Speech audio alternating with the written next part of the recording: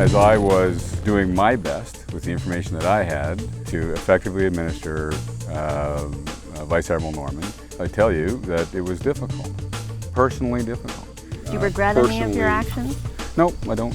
I don't. Around the Afghanistan Memorial, that initial decision not to open it up to the public, not to invite the families, was that on the direction of the government? We really mangled that, and I wear that, not the government.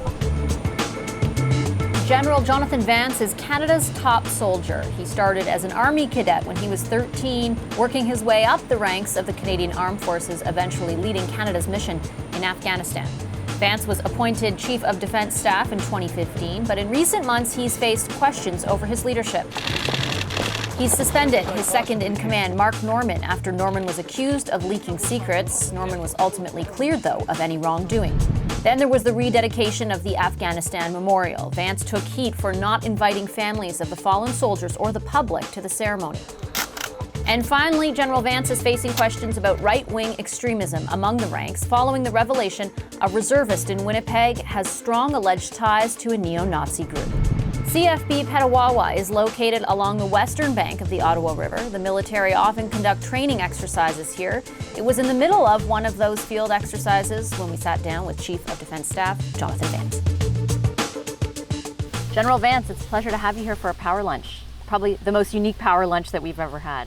Well, I guess I should say it's welcome to Petawawa, and I'm glad to have you at this power lunch here with the Army. It's my pleasure to be here. So we always start off talking about the food. Okay. Again, it's a little different than being in the restaurant, which is cool.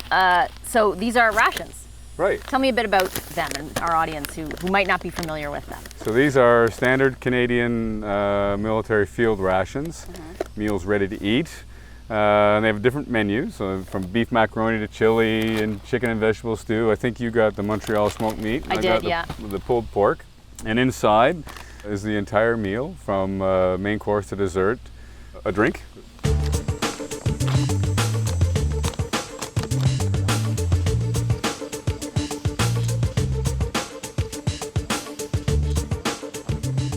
When you entered the Armed Forces in 1982, did you think you'd end up in this job? Oh, no.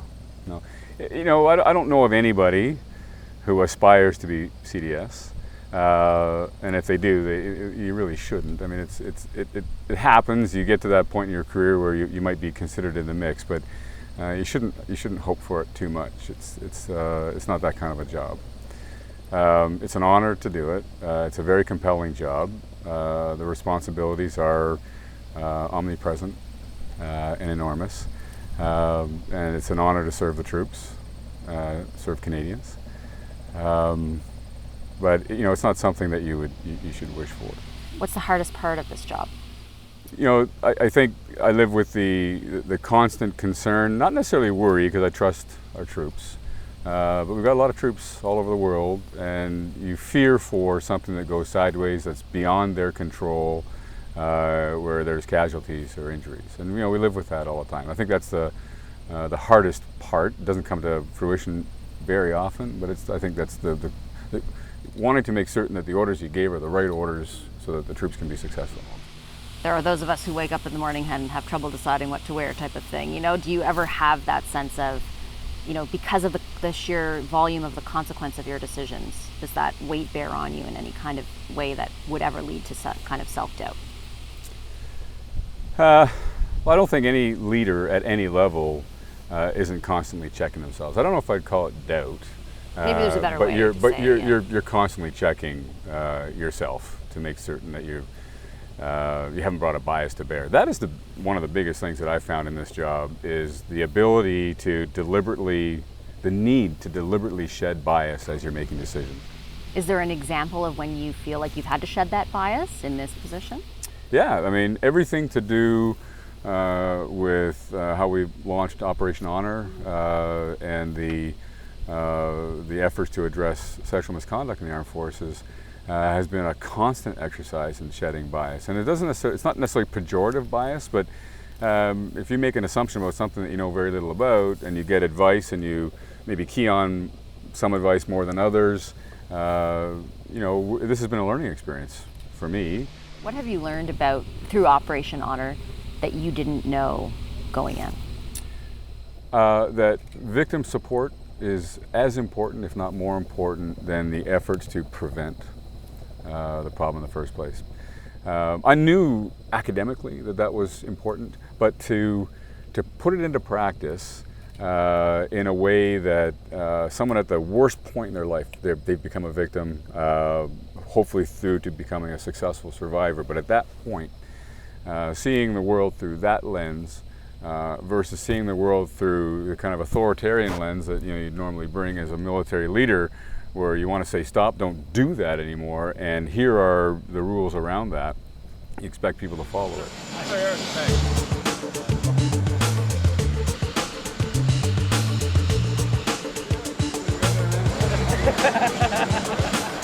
How would you describe your leadership style? Well, I think it's evolving.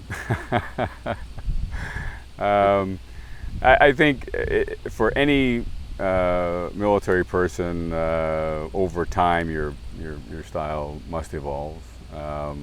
From being quite directive and authoritarian through to far more collaborative. I spent a lot of time needing to understand clearly what's going on. So leading people to help me understand is very different than leading people when you already understand and you know the answer and you go. So I try to be collaborative, not always as collaborative as perhaps I should be. Ultimately, the test is, are people following? And that's what really counts. Do you think, given the upheaval in the past 6 or so months, personnel issues, do you think, to what degree is that on you? Well, everything's on me all the time because I'm the CDS. So, I make the decisions and I deal with it. So, let's be real clear, if I'm responsible, I'm responsible, and I don't shirk that, ever. People can make their own choices. People do make their own choices. So, and some things happen that are beyond my control, that affect my people. I have to make, my job is to administer the armed forces. One of my jobs is to administer the armed forces as best I can with the information I get. And whether that information comes from law enforcement or from the individual or from any other source, I have to deal with it. I can't ignore it. I can't shove things under the carpet. And as we deal with things, staying quite generic here, but as we deal with things, people necessarily will make choices. And I have to respect those choices, particularly given the upheaval that you've spoken of.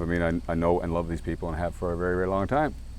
And so it's not an easy thing. It's nothing that we take joy in, but nonetheless, the effective command and control of the armed forces, minute to minute, is critical. We can't have gaps. Has it suffered at all because of the personnel issues that have been so public? Yeah, I think our ability to conduct operations and maintain that chain of command to ensure that operations are conducted has not suffered at all. What has suffered, I think, is we've lost some talent early, some great talent when it wasn't expected, and that talent wasn't able to be brought to bear in a way that I thought or had hoped it would. I know you said that your answer wasn't going to be specific, and I hope you forgive me. My question has to be, and I want to ask about Vice-Admiral Norman. I know there is, of course, a settlement. I don't know exactly what you can or can't say, but what was that experience, being that it was so public, like for you personally? Well, like I said, Vashti, my job is, or one of the things I do, is to administer the members of the armed forces effectively. The power ultimately rises up to the Chief of Defence Staff. People below me execute on delegated authorities from the CDS, and that's just how it is. And so, as I was doing my best with the information that I had to effectively administer Vice-Admiral Norman, I recognized the public words around it and what was going on. I tell you that it was difficult, personally difficult. A friend who I admired, and one who I was really looking forward to as the two senior people in the armed forces, moving the yardsticks significantly, Now, we managed to move those yardsticks, but it didn't really get the benefit of his service as the vice for very long. So I guess I'll leave it there with you, Vashi. Do you regret any of your actions? No, I don't. No? I don't. And I'm asking specifically of the decision to suspend him before I the am charge. confident that with the information that I had and the process that I used, I followed the Queen's regulations and orders to the T. And I regret that it all happened. I think we all do. I regret the pain that it has caused. When I say it, doesn't necessarily mean the suspension. I mean it. But I think you must expect that chiefs of defense and anybody in the military is going to should try to do the right thing at the right time, the right way, with the information they have available. Information changes, you go back and maybe change your decision. So no regrets, other than the macro regret that this occurred. And of course, I'm absolutely not at liberty to talk about any of that. Nor the settlement, but I can tell you that Vice-Admiral Norman indicated publicly that he was retiring. He retired on the 22nd of August, and I don't know of anybody who doesn't wish him well and hope he has a good, long, happy, healthy retirement, and I'm one of them. Let me ask you about another decision that you've gotten some criticism or there's been scrutiny on, and that is around the Afghanistan Memorial, that initial decision not to open it up to the public, not to invite the families. Was that on the direction of the government? Yeah, we kind of mangled that one and did our best to make up for it. I wear that entire conflict on my heart and every family member. So it was tough. And so, we well and truly mangled it. Not on purpose, not to deliberately hurt anybody. But I got to tell you as well that oftentimes commentary will make this something that happened because of a political decision. I'm here to tell you it's not. That's why I asked. It's absolutely not. I find it... so there was no government involvement in that? No. Okay. No. This was us trying to take a practical approach, knowing full well that we'd have a large, and it's in my letter, we were going to have something big later, but it was still a construction zone. We thought there was just, the time wasn't right, we couldn't get there, but it was ready to be opened. And we made a really, really bad decision. And we accept that. And we should have involved the families somehow, at scale or representation. I accept that. Like like I say, we really mangled that. And I wear that, not the government. The reason the government was raised, I think, was because of what some observers have noticed they would characterize as a change in tone from the last government to this one, that something like this rededication would not be, quote unquote, and this sounds crass, but on brand. What do you think about that? Yeah, I think it's absolutely wrong. I get no indication of that whatsoever, and I would know, and I'd tell you. None whatsoever.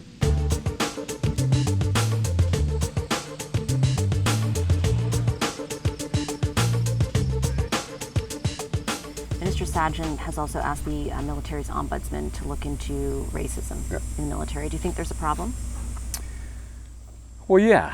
I think there is a problem.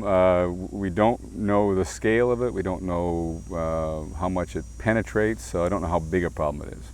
I mean, there's some people who would ask us to do things that are crazy. You can't read people's minds, and you can't charge them for things that they haven't done. But nonetheless, and we do have barriers to entry. Does the vetting process need to be re-examined? Yeah, so we're going to re-examine everything.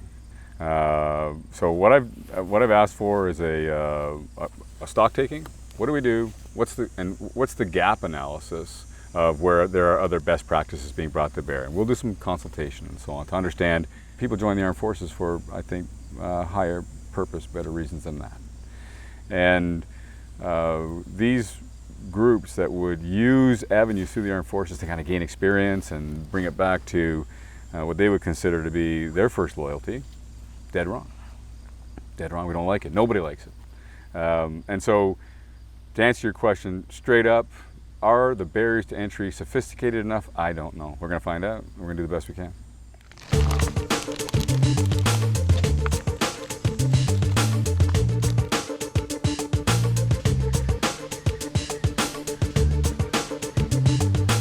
If you could have done any other kind of job or career, what would it have been? Probably a merchant sailor. All right. What time do Or you get? rock star. Oh, rock star. Yeah. What's your favorite band? Probably AC/DC.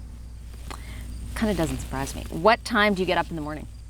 5:30 Every day? every day. Pretty much. Your favorite way to relax? Do you ever relax, I guess Yeah, I should say. so PT or with the family, doing family things. Favorite movie? Oh man, that's a tough one. Sound of Music. No kidding, it really is. That went through me.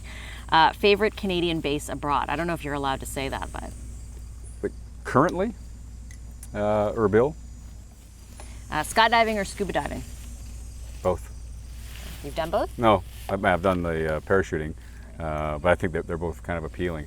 I've resisted scuba diving because I know if I try it, I'm a bit obsessive. I would get so into it that it would destroy everything else I do. So, If you're asked to stay on beyond the next election, will you? I will. You want to? Well, I've got still a few things to get in the end zone, Vasi. We've started a lot. There's still some work on combat development that needs to occur. We have to continue to flesh out how it is that we're going to deal with the growth that's coming to the armed forces and where it is best suited to go. I am convinced that there's still more work, consistent work that needs to be done on Operation Honor. Now we've got a new thing to take care of. So yes, I will serve, at the pleasure of government. That's what I do, and until I can. Well, thank you so much for taking time for us today. I apologize for taking a bit extra time. Thanks, Okay, General Vance. Vance. Yeah, it's pleasure. an opportunity for us. I appreciate it. Thank you. Thanks you. a lot, sir.